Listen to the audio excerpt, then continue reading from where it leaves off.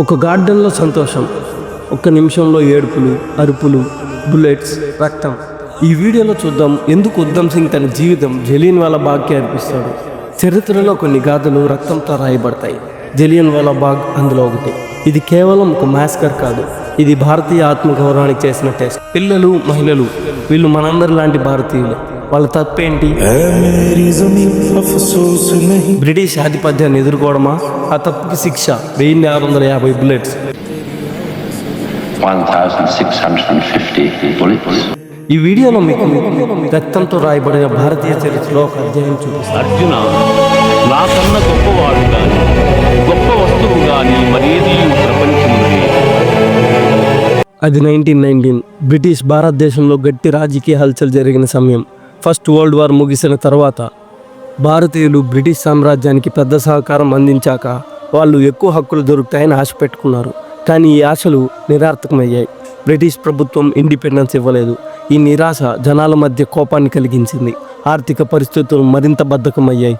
యుద్ధం తర్వాత భారతీయ సైనికులు ఉద్యోగాలు లేకుండా ఉన్నారు. దేశమంతా ఎకానమిక్ డిప్రెషన్ జరుగుతుంది. ఈ పరిస్థితులు స్వాతంత్రాన్ని పోరాటాన్ని బలపరిచాయి. కారణం, భారతీయ బ్రిటిష్ ఆధిపత్యం నుంచి ముక్తి పొందాలని ఆశిస్తున్నారు.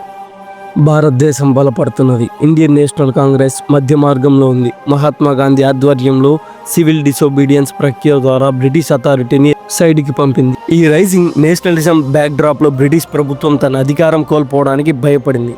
డిసెంట్ని సప్రెస్ చేయడానికి ఇంకా రెప్రెసివ్ మెజర్స్ తీసుకునింది. రౌలట్ యాక్ట్ మార్చ్ 1919లో బ్రిటిష్ రాజ్యంలో పాస్ అయిన ఒక కఠిన చట్టం. ఇది ఒక ముఖ్య ఉదాహరణ. ఇది వరల్డ్ వార్ 1 సమయంలో ఇచ్చిన ఎమర్జెన్సీ పవర్స్ని ఎక్స్టెండ్ చేసింది. Preventive indefinite detention. ఈ యాక్ట్ ప్రకారం వారెంట్ లేకుండా అరెస్ట్ చేయొచ్చు, ట్రయల్ లేకుండా jail punishment, freedom of speech మీద రెస్ట్రిక్షన్స్, బ్రిటిషర్స్ని ఎదించిన వారిపై ప్రతి క్షణం జాగ్రత్తగా చూడడం. ఈ యాక్ట్ బ్రిటిష్ ఆధిపత్యాన్ని బలపరచడానికి ఒక ప్రయత్నం. భారతీయుల స్వతంత్ర హక్కులు బురదలో నిలబెట్టడం. ఈ కఠిన శాసనాల వల్ల దేశంలో ఒక పెద్ద ప్రొటెస్ట్ రావడం జరిగింది. జలియన్వాలా బాగ్ భారత చరిత్రలో ఒక రక్తమైన ఘట్టం. జలియన్వాలా బాగ్లో జరిగిన హత్యాకాండం భారత స్వతంత్ర పోరాటంలో ఒక క్రూషియల్ టర్నింగ్ పాయింట్. ఈ ఘటన బ్రిటిష్ అత్యాచారాన్ని ప్రపంచానికి తెలియజేసింది. భారతీయుల కోపాన్ని పీక్స్కి తీసుకెళ్ళింది. అది 1919 ఏప్రిల్ 13 మధ్యాహ్నం. పంజాబ్లో అమృత్సర్ నగరంలో ఉన్న జలియన్వాలా బాగ్ అనే పబ్లిక్ గార్డెన్లో ఒక ఘోరమైన హత్యాకాండం జరిగింది. ఈరోజు సిక్కుల ముఖ్యమైన పండుగ బైసాఖీ జరుగుతుంది. మన ఉగాది లాగా, అంటే మనకి న్యూ ఇయర్. ఈ ఇయర్లో చేయకూడని మిస్టేక్స్, ఇంకా మనం ఇప్పుడు వాడుతున్న క్యాలెండర్కి మన పంచాంగంకి ఉన్న డిఫరెన్స్ తెలుసుకోవాలి అనుకుంటే డిస్క్రిప్షన్లో ఉన్న వీడియో ఉంటుంది, చూడండి. బైసాఖీ సిక్కులకి ఒక చాలా ప్రాముఖ్యమైన రోజు.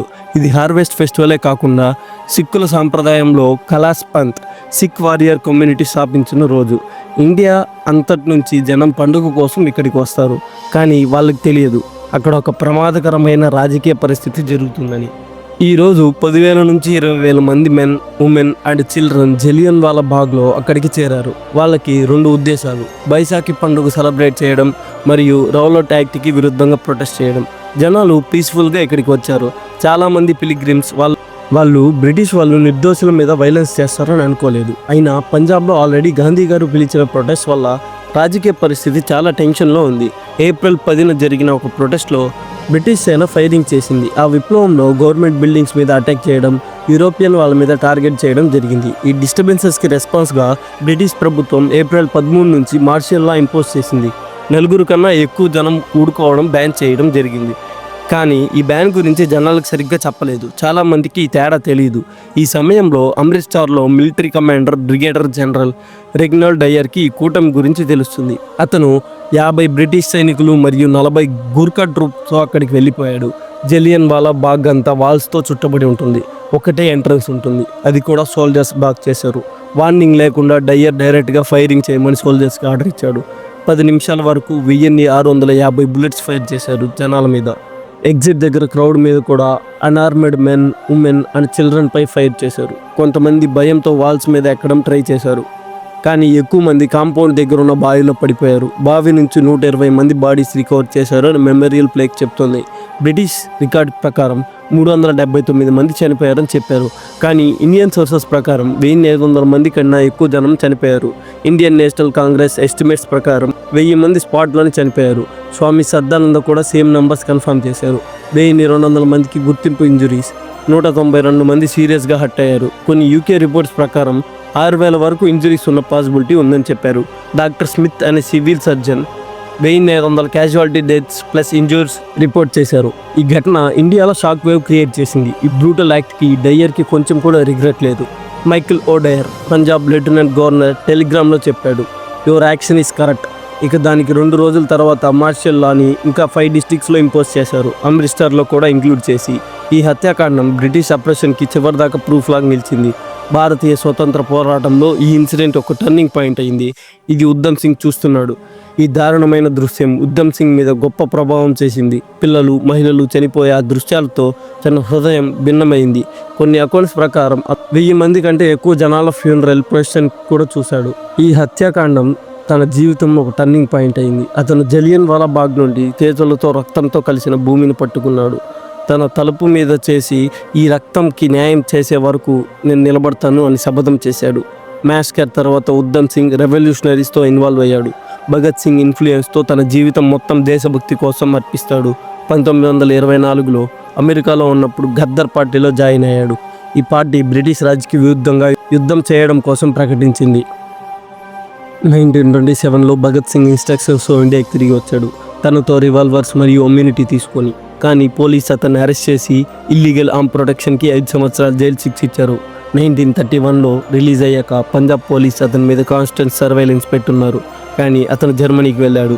1933లో అక్కడ చేరాడు. 1934లో లండన్కి వెళ్ళి అక్కడ పెద్దల్లాగా పనిచేయడం, సినిమాల్లో కూడా పనిచేశాడు. కానీ తన ముఖ్యమైన లక్ష్యం తన ప్లాన్ని కంప్లీట్ చేయడం, మైకిల్ ఓడయర్ని చంపడం. మార్చ్ 13, 1940 ఈస్ట్ ఇండియన్ అసోసియేషన్ మరియు royal central Asian society meeting జరుగుతుంది లండన్లో, కాక్స్టన్ హాల్లో. మైకిల్ ఓడయర్ ఇక్కడ గెస్ట్ స్పీకర్. ఉద్దమ్ సింగ్ ఈ ఈవెంట్ అటెండ్ చేశాడు. తన రివాల్వర్ని ఇంకా ఒక థిక్ బుక్లో పేజెస్ని కట్ చేసి హైడ్ చేశాడు. మీటింగ్ క్లోజ్ అవుతున్న సమయంలో ఉద్దమ్ సింగ్ స్టేజ్ దగ్గరికి వెళ్తున్న ఓడయర్ మీద 2 పాయింట్ బ్లాంక్ షాట్స్ ఫైర్ చేశాడు. ఓడయర్ స్పాట్లోనే చనిపోతాడు. వేరే లీడర్స్ లూయిస్, డెన్, జీట్లెన్, లామింగ్హన్, అక్కడ వాళ్ళ పేరు ముందు లార్డ్స్ అని ఉంది కానీ నేనే చెప్పలేదు. ఉద్దమ్ సింగ్ ఎస్కేప్ అవ్వలేదు. అరెస్ట్ అయ్యాక ఎలా చెప్పాడు, అతడు మా జనాల ఆత్మగౌరవాన్ని చంపే ప్రయత్నం చేశాడు కాబట్టి నేను అతన్ని చంపేశా. 21 సంవత్సరాల నుంచి నేను ఈ అవెంజ్ కోసం ఎదురు చూస్తున్నాను. ఈ పని కంప్లీట్ చేశాను. నేను చావుకి భయపడను. నేను నా దేశం కోసం తెస్తాను. ట్రయల్ జూన్ 4, 1940లో స్టార్ట్ అయింది. ఉద్దమ్ సింగ్ తన పేరు రామ్ మోహన్ సింగ్ ఆజాద్ అని చెప్పాడు. ఇది హిందూ, ముస్లిం, సిక్ యూనిటీని రిప్రజెంట్ చేస్తుంది. బ్రిక్స్టన్ జైల్లో 42 రోజులు హంగర్ స్ట్రైక్ చేశాడు. కోర్టులో గిల్టీ వెర్డిక్ట్ వచ్చేసింది. డెత్ సెంటెన్స్ ఇచ్చారు. జూలై 31, 1940 లండన్లో పెంటవిన్ జైల్లో ఉద్దమ్ సింగ్ని హ్యాంగ్ చేశారు. తన క్రిమేషన్ తర్వాత 1974లో తన యాషెస్ని ఇండియాకి తెచ్చి గంగా నదిలో జలియన్ వాలా బాగ్ మెమోరియల్లో డిస్ట్రిబ్యూట్ చేశారు. ఉద్దమ్ సింగ్ యొక్క రిటిలేషన్ కాంట్రవర్షియల్ అయినా సరే ఇండియాలో అతను ఒక దేశభక్తుడు, ఒక వీరుడు. ఈ వీరాభావం జలియన్ వాలా బాగ్లో మొదలైంది. బ్రిటిష్ కొలోనియల్ అప్రెషన్కి ఒక ప్రత్యక్ష సమాధానంగా నిలిచింది. ఈ ఇన్సిడెంట్ తర్వాత బ్రిటిష్ బ్రూటాలిటీ ఒక మేజర్ ప్రూఫ్ అయింది. దీని తర్వాతనే ఇండియన్ నేషనల్ కాంగ్రెస్ అండ్ గాంధీ బ్రిటిష్ని అపోజ్ చేశారు. 1920లో నాన్ కోఆపరేషన్ మూవ్మెంట్ స్టార్ట్ అయింది. మహాత్మా గాంధీ బ్రిటిష్ని సపోర్ట్ చేయకూడదు అని డిసైడ్ చేసుకున్నారు. ఇంత జరిగినా కూడా వాళ్ళు డిఫెండ్ చేసుకునే ఉన్నారు. 1997లో క్వీన్ ఎలిజబెత్ ఇది చాలా డిస్ట్రెస్టింగ్ స్ట్రాటజీ అని చెప్పారు. 2013లో డేవిడ్ కెమెరాన్ షేమ్ఫుల్ ఈవెంట్ అని చెప్పాడు. 2019లో యూకే పార్లమెంట్లో డిబేట్ జరిగింది. అఫీషియల్ అపాలజీ మాత్రం ఇవ్వలేదు. ఇంకా ఫైనల్గా కంక్లూజన్, ఇది ఒక చిన్న ఘటన మాత్రమే. ఇలాంటివి వేలల్లో జరిగిన ఇప్పటికీ ఇండియాలో ఉన్న చాలామంది నీచులు బ్రిటిషర్స్ మన ఇండియాకి ఎంతో మేలు చేశారని చెప్తూ ఉంటారు. తర్వాత వచ్చిన కాంగ్రెస్ హయాంలో ఇవన్నీ బయటకు రాకపోవడం మరియు మన ఎడ్యుకేషన్ సిస్టంలో ఇవేవి చెప్పకుండా పోవడం, ఓన్లీ గాంధీని, నెహ్రూని లాంటి వాళ్ళని పొగడ్డం వల్ల చరిత్ర ఎవరికి ఎక్కువ తెలియడం లేదు. నిజంగా భారతీయులను సీకర్స్ అంటారు, అంటే నిజాలు తెలుసుకునేవారు అని. ఐ థింక్ మీరు ఒక సీకర్ అనే అనుకుంటున్నా, అవునా కాదా? కామెంట్లో చెప్పండి. ఇలాంటి విషయాలను మరిన్నే తెలుసుకోవాలనుకుంటే మా ఛానల్ని సబ్స్క్రైబ్ చేసి ఈ ఇన్ఫో అందరికీ తెలిసేలా షేర్ చేయండి. జై హింద్.